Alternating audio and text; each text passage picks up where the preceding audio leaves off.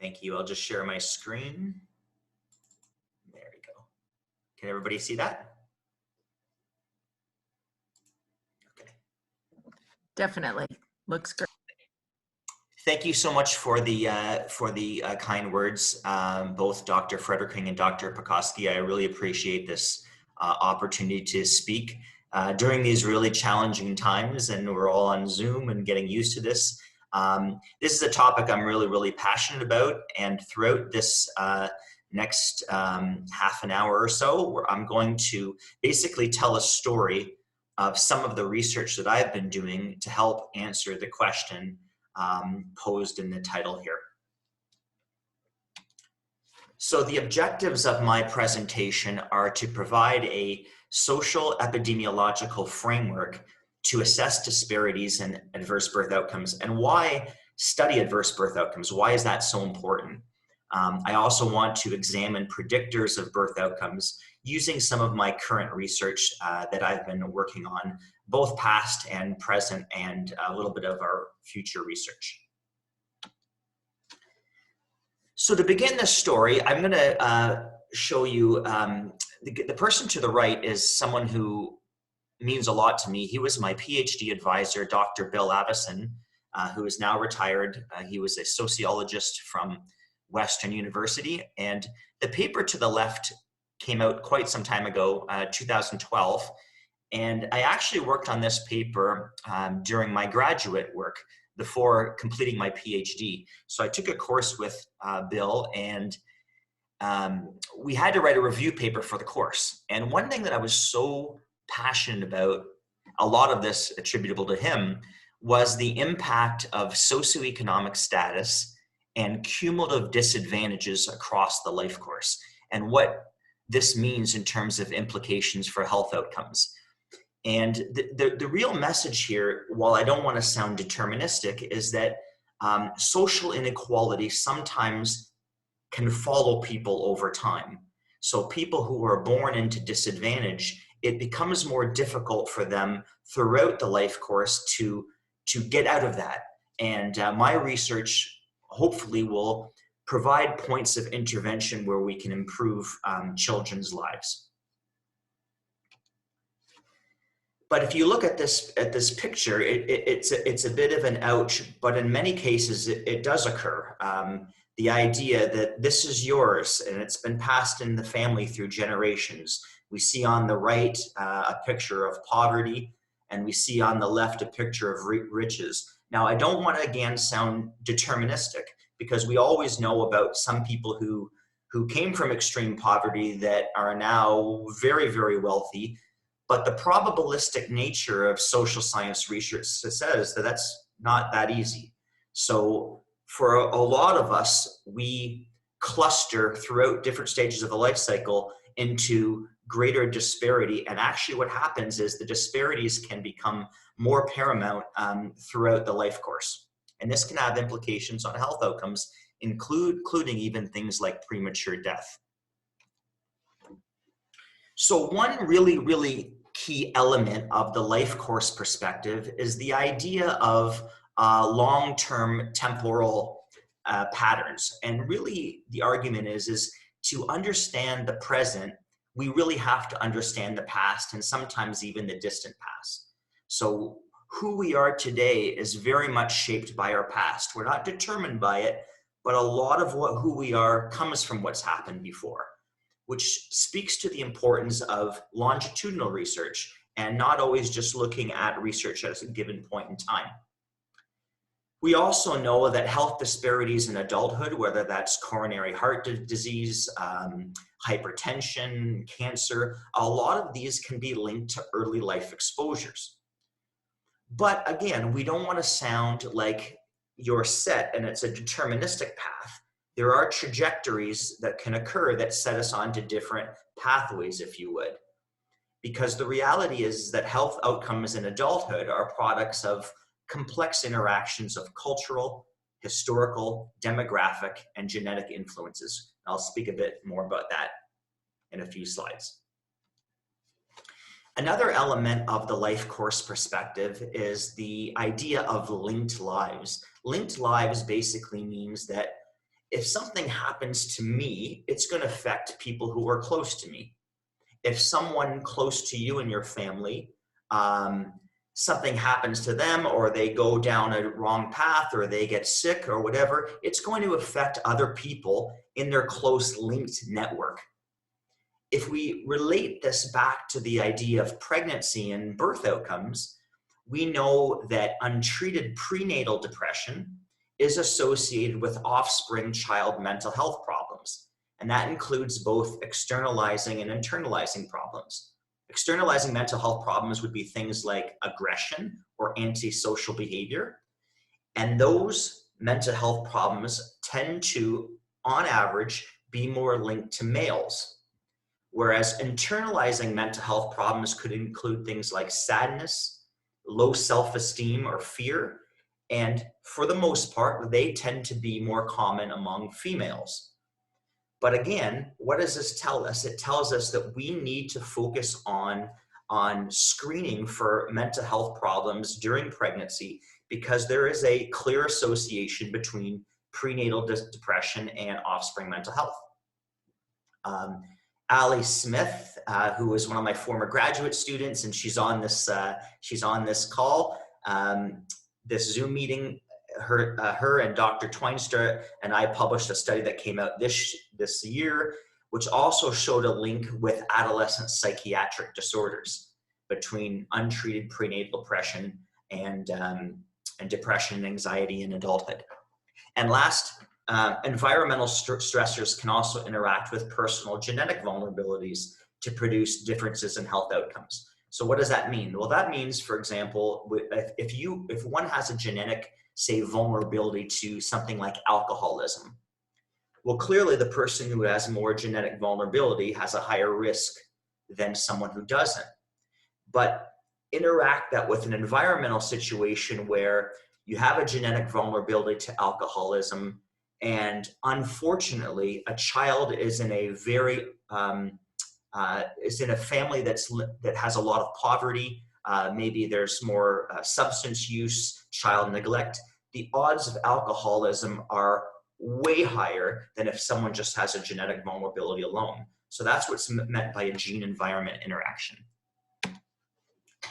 And another really important element of the life course perspective is that of human agency. Human agency is basically the idea that we have the ability to make choices in life. And while that is absolutely true and it's undeniable, the reality is that the choices we make are not that easy. They're very much patterned or limited by different factors such as socioeconomic status that can limit the extent to which we can activate the human agency. So again, if we come from a family living in poverty, these choices are not as easy as those that come from more advantaged neighborhoods, or advantaged families rather. The other really interesting piece with respect to socioeconomic status and health disparities overall is the fact that someone is living in poverty or that have low education. That doesn't automatically mean they have poor health outcomes. There has to be something that kind of meshes that relationship. And statistically, we call those mediating factors. And in the literature, there's two common reasons why there's such a strong relationship between socioeconomic status and health disparities. The first is that by and large, people who are more economically disadvantaged and who have lower levels of education have greater exposure to stress. And that includes different kinds of stress as well. Now, for those that are on this Zoom call and are university students, they're saying, oh, what about me? Of course, we have different stages in life that become very, very stressful, studying for exams, etc. But when we compare that to those who have low levels of education and low income, there's a much greater difference. And people, for example, who are economically disadvantaged, examples of stressors could be poor living conditions, low job security, not knowing if the job is stable, financial difficulties. You know, do I have enough money to pay the rent at the end of the month? And the other key piece besides stressors is that research consistently shows people from low socioeconomic status backgrounds engage in more risky health behaviors. And that is the case during pregnancy as well.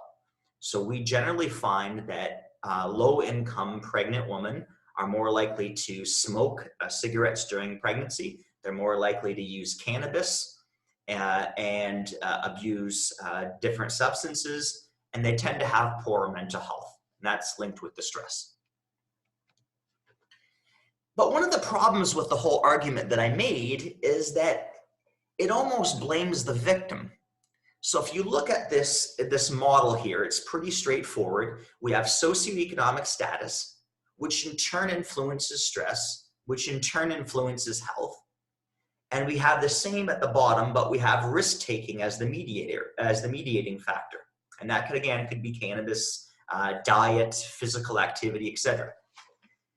The problem with this approach, even though grants continue to focus on stuff like this during pregnancy, is that we're almost blaming the victim. The idea, if low-income women would just be less vulnerable to stress, if they would stop smoking cigarettes, if they would stop drinking alcohol, if they would exercise more, if they would eat better, but that's a lot of finger pointing. And the big problem with the finger pointing with respect to women is that it completely neglects their socioeconomic background. And by the way, I'm casting a wide net with socioeconomic status. Race and ethnicity would also be a fundamental cause of health disparities, as would gender, or as would beneficial social connections.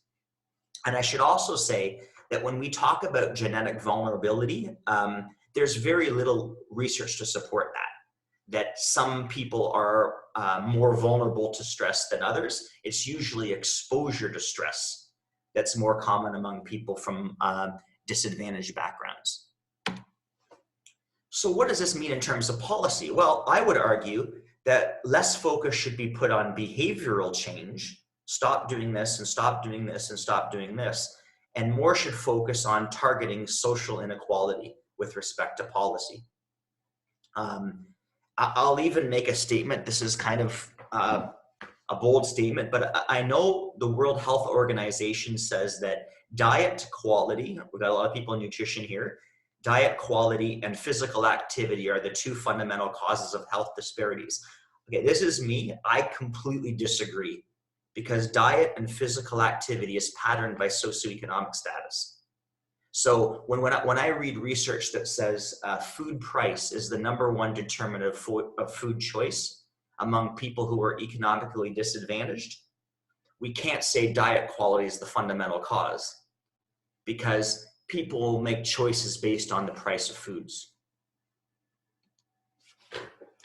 And this brings me to something called the theory of fundamental social causes.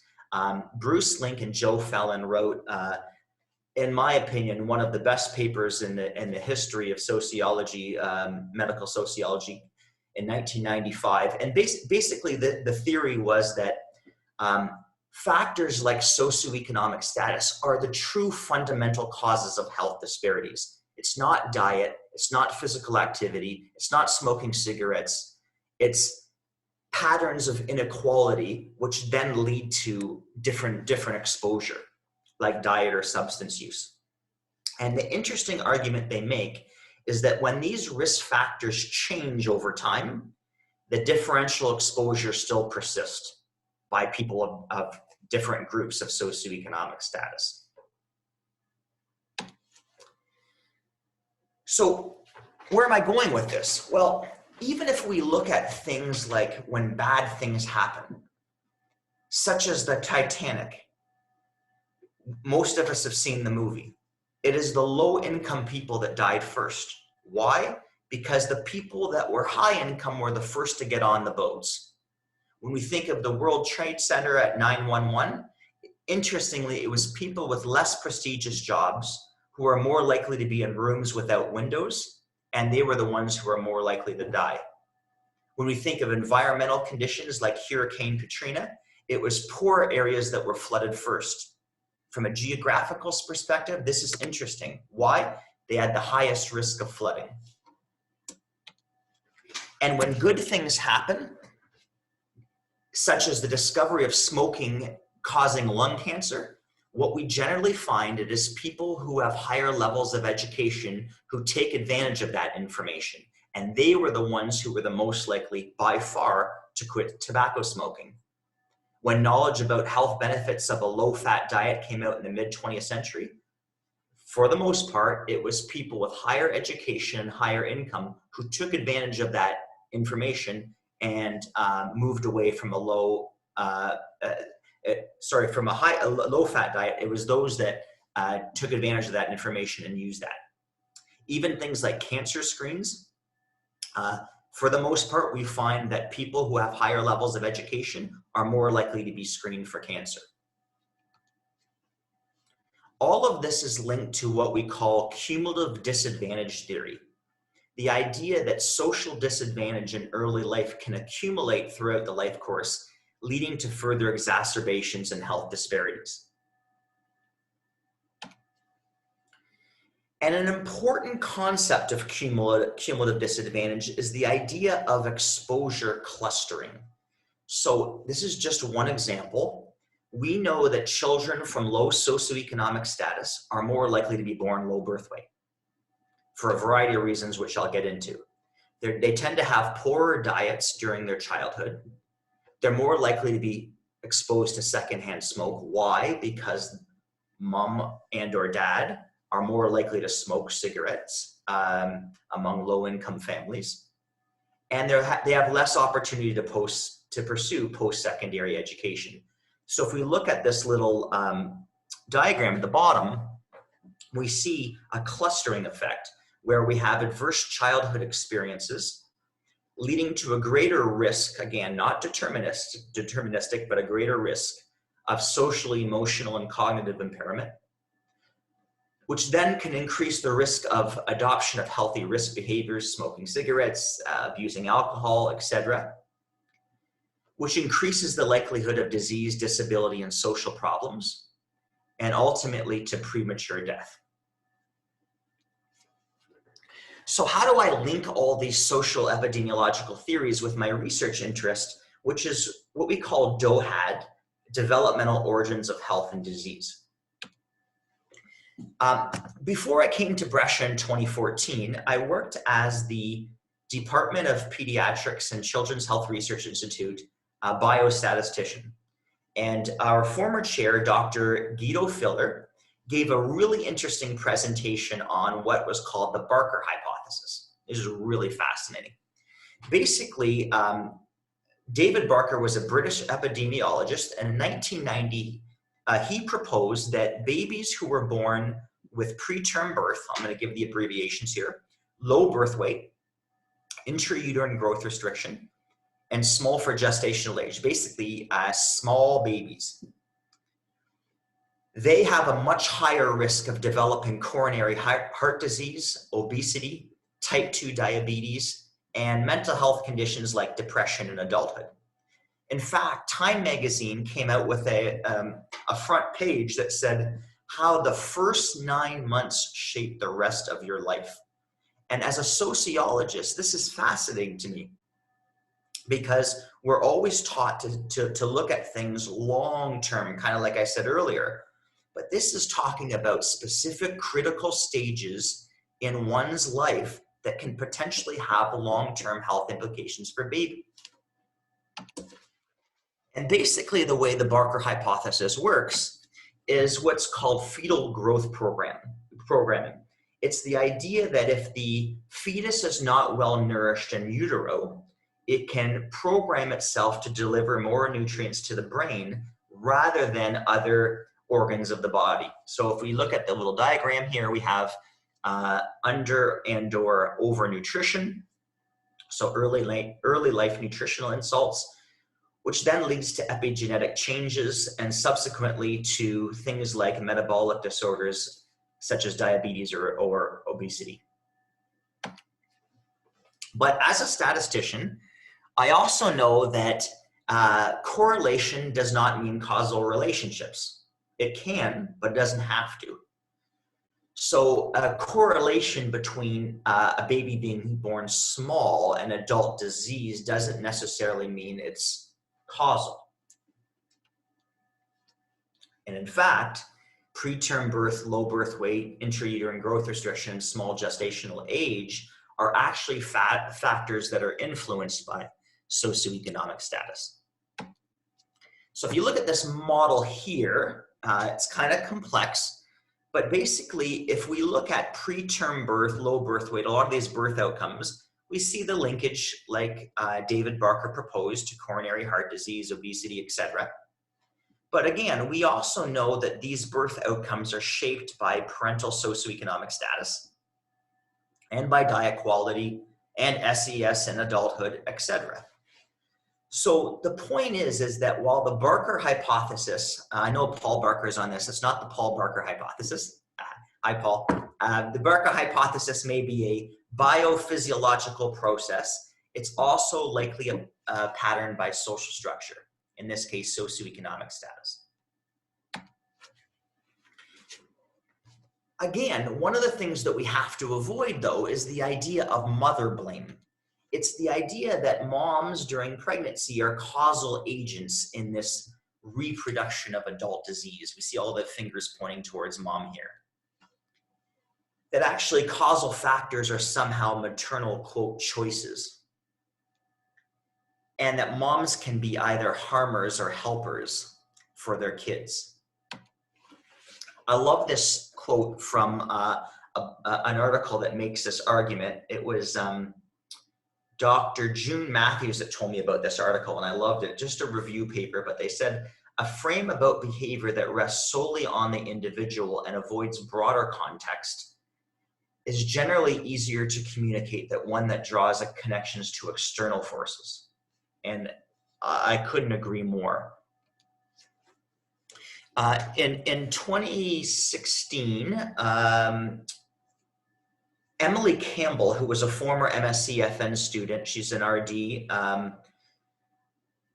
worked on a paper with me, and this was kind of like a review paper to get ready for the bigger paper. And basically I said, I want to know everything we know about socioeconomic status and adverse birth outcomes. And basically what her review found was that education, income, even the neighborhood that you are raised in and live in for most of your life, and occupation can all have an impact on birth outcomes. And Emily was a very, very successful, she actually got 5 peer-reviewed publications out of her master's, which is just outstanding. Once Emily published that, we then did our big quantitative paper. And this was published in 2018. We looked at just over 26,000 births from Southwestern Ontario. We got the neonatal and perinatal databases from London Health Sciences Centre. And I wanted to see if, in fact, socioeconomic status and adverse birth outcomes, if that relationship is strong as one would typically see in the US. Because in the US, there's a lot of evidence for it. And one of my close colleagues and close friends, Dr. Jason Gilliland, who's also on this, Dr. Gilliland helped me out. Basically, we got all this data on medical history, on socio-demographic profiles, on risk-taking behavior of pregnant women, again, just over 26,000, but we also collected postal code. And what the HEAL lab did, Human Environments Analysis Laboratory, with the help of Dr. Gilliland, is we geographically mapped all pregnant women to their home neighborhood and where they're living to get factors like neighborhood level income, neighborhood level education, what percent are recent immigrants, what percent are visible minorities, etc. And interestingly enough, we found that socioeconomic status actually had very little impact on low birth weight and preterm birth. And it's kind of what we thought. We thought the relationship would be smaller than what we see in the US, contrasting healthcare systems, differences in social inequality, etc. But one really interesting piece that came out of this is that we found that pregnant women who self-reported using cannabis during pregnancy had almost a 3-fold increase in having a low birth weight baby than pregnant women who did not use cannabis. And more importantly, we were able to statistically adjust for tobacco smoking. So studies that show relationships between cannabis and birth outcomes without adjusting for tobacco use, I'm not too convinced about, because we already know tobacco is highly associated with poor birth outcomes. But we were able to adjust for that. And it was the largest study to date at that time in Canada to show that relationship. And I was pretty excited about it because it got a lot of media attention, CTV News. It was named the top medical discovery of 2017 at Lawson Health Research Institute, which I was happy about. The reason why 2017, it was published in 2018, so it hit the media a little early. And I know nothing about BuzzFeed on Snapchat, but my oldest daughter, Morgan, calls me and says, "Dad, you're on BuzzFeed on Snapchat." And I don't know what that means. Now I do, but apparently it got a lot of views. So the next step is we went a step further. We looked at the relationship between alcohol outlet accessibility and adverse birth outcomes. So what we essentially did is we looked at all LCBO outlets across all of Southwestern Ontario for all 26,000 pregnant women. We looked at all the beer outlets, and basically we looked at bars wherever you could consume alcohol. We looked at proximity and density surrounding every single pregnant woman, geographically mapped. This was really interesting. Basically, what we know is that alcohol outlet accessibility, the greater the proximity you have to alcohol outlets, the more likely you are to drink. Now, that might not surprise you, but we don't know a lot about alcohol consumption and proximity for pregnant women. And in fact, this also was the first study done in the country to look at this relationship. And basically what we found was two important things. One, greater proximity and density of alcohol outlets surrounding pregnant women's homes led to greater alcohol consumption. And although it did not translate to birth outcomes per se, the other unfortunate thing, or fortunate because we want to get the information out, is that alcohol outlets tend to be clustered in more disadvantaged areas across all Southwestern Ontario. And again, this is problematic because we know that we know there's a relationship between social disadvantage and substance use. But while we know of LCBO outlets everywhere, they do tend to, with beer outlets and bars, tend to be more clustered in areas of disadvantage. So then one of my former graduate students, he's back a graduate student with me again, doing his PhD with myself and Dr. Gilliland, Nick Woods, did a systematic review looking at the influence of the built environment on adverse birth outcomes. We want to know, what are these built environment factors beyond just alcohol outlet accessibility? And he found things like greenness, power plants, gas stations, waste management, power lines. But the number one factor studied in the literature was roadways. And basically, Nick found that 12 of 17 studies, that's just over 70%, found a significant small to moderate association between high traffic exposure and adverse birth outcomes. So then, again, with the help of the HEAL lab, which I'm part of, and Dr. Gilliland,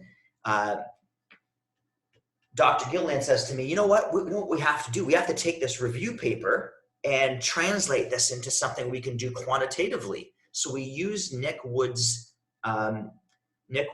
review paper, systematic review, to actually do this in practice. And the second author, Alexandra Smith, this was also part of her master's program here in Foods and Nutrition. So she got a really good publication out of this in a really high impact journal called Environmental Research. And basically the purpose of this was to go a step further. So we know that substance use matters. We know that in a lot of the literature, socioeconomic status matters, though less so in southwestern Ontario. What about the impact of the environment? So the objective was to test the relative influence of environmental, demographic, medical, behavioral, and neighborhood socioeconomic status factors associated with low birth weight and preterm birth. And to give you an idea for what we looked at for environment, we looked at sulfur dioxide exposure, ground level ozone, fine particulates, distance from every pregnant woman, again, 26,000 roughly, to highways and major roads, to gas stations, power lines, industrial land use, even distance to grocery stores, variety stores, and parks. Now, this was really, really interesting because what we found was sulfur dioxide exposure across all southwestern Ontario was highly associated with poor birth outcomes. And I should say this too, that when we look at pollution and birth outcomes, the relationship is all over the map. So a lot of the studies are done in very geographically distinct areas like Tokyo, like Los Angeles, like Detroit, areas where we know that there is a high level of air pollution. But this is the first study that was done in southwestern Ontario. We want to see what was going on. And if you look at the odds ratio here of 3.4, this basically means that for every 1 unit increase in sulfur dioxide exposure that pregnant women were exposed to around their homes, we used a 3-year running average, you were 3.4 times more likely to have a low birth weight baby across all southwestern Ontario. That's huge. Now, when we went to publish this, one of the reviewers made a good point, and they said, okay, well, a 1 unit increase in sulfur dioxide would be a very large unit increase in pollution. So they suggested doing a small incremental increase. So what we would call an interquartile range increase. That's basically an increase in pollution that would be relatively common across southwestern Ontario. And when I did that, the statistics don't change, nothing changes other than the scaling factor. We found that a interquartile range increase in exposure to sulfur dioxide was associated with a 30% increase in low birth weight. The p-value, by the way, would never change, just the odds ratio would in the confidence interval because of the lower scaling factor. And then other variables that were positively correlated with low birth weight would be things like underweight pre-pregnancy BMI, previous preterm birth, marijuana use, tobacco use. Then we looked at preterm birth. By the way, I should say that most would argue preterm birth is a much better outcome than low birth weight. Low birth weight's a little bit outdated because most babies born preterm are low birth weight. But low birth weight and preterm birth tend to be the two most common adverse birth outcomes continuing to be studied in the literature. So what did we find? Again, a very strong relationship, double. So for every unit increase in sulfur dioxide exposure, you were 2 times more likely to have a premature birth. And when we scaled that back, so a small incremental interquartile range increase, that translated to a 20% greater likelihood of having a preterm birth, or 1.2 times more likely, it means the same, after adjusting for all other variables in our model. So what does this mean? It means that these results suggest that pollutants can travel from the lungs of a pregnant woman to the placenta. Some of our more recent work that we're doing, we just published this in 2020. This is another graduate student of mine, former graduate student, Stephanie Wong, and she was the first authored co-author on this paper. Dr. Twinstra and Dr. Gilliland is on this. Dr. Jocelyn Cook, she is with the Society of Obstetricians and Gynecologists of Canada. And this is interesting. This looked at risk factors and birth outcomes specific to teens. And we found that over 4% of all pregnancies at London Health Sciences between 2009 and 2014 were teen pregnancies. And interestingly enough, teen pregnancies tend to be associated with coming from neighborhoods of greater socioeconomic disadvantage. Again, going back to my very earliest slides, that clustering effect. They had much greater mental health problems, significantly and practically very important differences in substance use during pregnancy than adult mothers. However, once we statistically adjusted for these factors, it was largely unrelated to poor birth outcomes here in southwestern Ontario.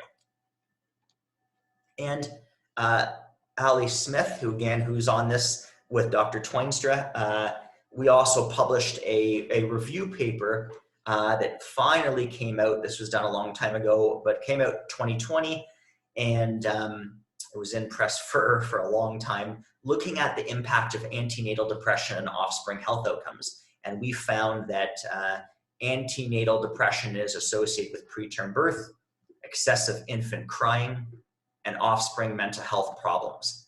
Going back to the argument that untreated antenatal depression or prenatal depression is strongly associated with adverse effects on the infant nervous system. So this basically tells me, going back to the earlier, the concept of linked lives and life course. So dealing with mental health screening very early on in pregnancy, or ideally even pre-pregnancy, is so important. So that concludes my presentation. I want to thank Brescia for giving me this opportunity, Lawson Health Research Institute, I'm a scientist with them, for providing the data, Children's Health Foundation, Children's Health Research Institute, Seabrook, and of course, I can't say enough about HEAL and all the great work that they've helped me with. And I'm open for any questions.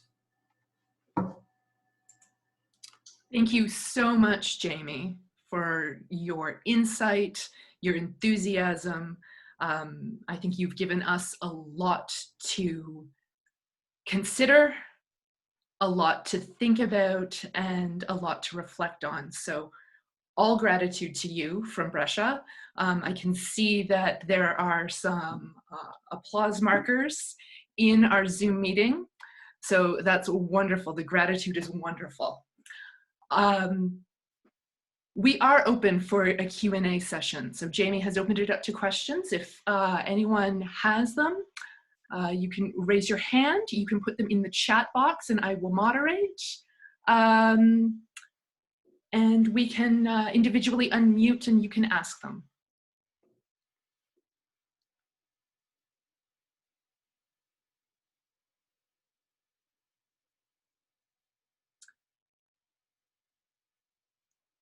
Jamie, I'm interested in where to go from here, right? I mentioned that you've given us a lot to think about, but where are you going with your research and your interests? There's so many different ways we can go from here. One of the things I'm particularly interested in is the effects of the legalization of cannabis here in Canada. So given that I found a really strong relationship between prenatal cannabis use and birth outcomes, that was pre-legalization. And what we generally find with substance use is as growing social acceptance goes up, so does use. So we even know that, and it's kind of scary, but I will say that cannabis use has been linked to psychosis, psychotic episodes, especially with more frequency of use and the THC content. So I'm particularly interested in, if cannabis use goes up during pregnancy, what effect is this going to have both on mom and on baby? Absolutely, that's really interesting. Are you going ahead with that at this point? It's totally on my radar. I know that there are a lot of things on your radar, so that's interesting to hear. Thank you for that. I'll just pause for a second to see if anybody pops up. Amy, Saverio Stranges here. First of all, congratulations, fantastic lecture, and congratulations on your work throughout your career. I'm very impressed. And quality training you provide also to the students as well. So I'm completely aligned with your message that, you know, health behaviors, including diet, physical activity, smoking, addiction, sleep, are driven by social roots and social determinants of health. And you show some differences, for example, between Canada and US in terms of, you know, social gradient driving these health behaviors. So I was wondering whether, you know, another line of research you will consider will be the potential impact of different welfare systems in a kind of, you know, international framework, because obviously the potential impact of social determinants do vary based also on the, if you like, structure of the welfare system across countries. So I was wondering whether, you know, you will have any comment or interest in looking also at this specific issue. Thanks so much, Savario. It was a great question. Yeah, I haven't looked too much into that, but I'm very, very interested.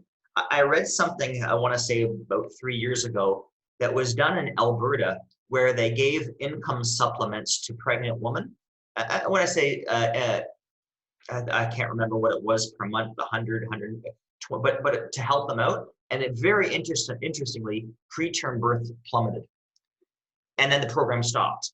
So I would argue with respect to, you know, welfare and income, you know, governmental policies that target the right thing are going to have greater population level health than stop doing this and stop doing this and start doing this and start doing this. I think it's a great question, Severio. It's something I'm interested in and would like to pursue further. Thank you. Thank you for that. We have a question from Roberta Baginski. Yes, hi, thank you so much. Hi, Dr. Seabrook. Thank you so much for this lecture. It blew my mind with all your results. I've been reading your papers, but it's much, much better to actually hear from you instead of reading from you or from your results. So congratulations again. But I actually need to ask you, I'm an exercise physiologist, and in my mind, exercise and physical activity is the cure for all the diseases in the world. And I truly believe that. I'm a true believer and a researcher that thinks if everybody exercises, then the world is much, much better. Of course, that's my bias. But then I'm thinking now with your lecture, Canada is making a huge effort and spending so much money creating guidelines, movement guidelines, physical activity guidelines for pregnant women. Last week, we had the launch of the 24-hour movement guideline for adults. But now I'm looking your lecture and thinking, is it the answer? Like, are we educating pregnant women? They should move, they should eat well, but with all the SES disqualities and like differences, what should we do? How should we work together? Like the exercise and diet people working together with the politicians and working together with like to make new policies and how to help those women more. I need to hear from you. How should we work together? I'm not sure if this is a good question or not, but I need to hear from you.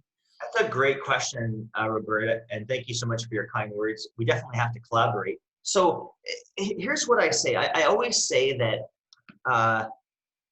the best research, in my opinion, are those that are able to take advantage of multidisciplinary team experts. So I completely agree, exercise is absolute paramount for physical health and mental health. Can't say enough about it, right?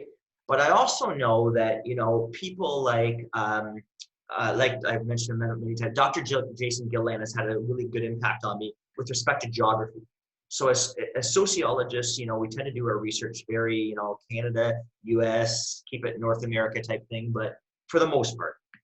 But people in food and nutrition will often say, you know, you are what you eat. And Dr. Gillan has helped me understand you are where you live.